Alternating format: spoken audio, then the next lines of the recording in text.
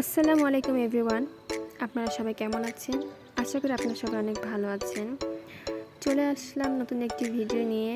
আজকের ভিডিওটি হচ্ছে বোতাম ফুলের বীজ আমরা কীভাবে সংগ্রহ করব, কীভাবে পাবো। তো আপনাদের আমি এর আগেও দেখিয়েছিলাম যে নয়নতারার বীজ আমরা কীভাবে পাবো। নয়নতারার বীজটা ছিল গাছের মধ্যে বীজ হতো কালো জিরার মতো, যেটা আমরা শুকিয়ে পরে হচ্ছে ওটা আমরা মাটির উপর ছিটে দিলে হয়ে যায়।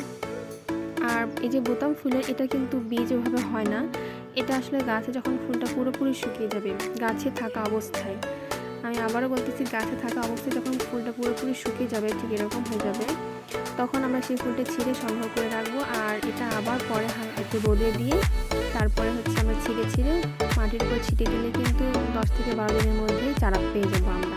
এভাবে এটার বীজ সংগ্রহ করা সম্ভব। আর যারা আমার ভিডিওগুলো দেখেন, আমার ভিডিওগুলো ভালো লাগে অবশ্যই লাইক কমেন্ট শেয়ার করবেন। যারা এখনও সাবস্ক্রাইব করেনি তারা অবশ্যই সাবস্ক্রাইব করে দিবেন। আপনারা অনেকে ভিডিও দেখেন কিন্তু লাইক করেন না, এটা খুবই কষ্টকর, খুবই দুঃখজনক। আশা করি আপনারা সবাই লাইক করবেন। আল্লাহ হাফেজ।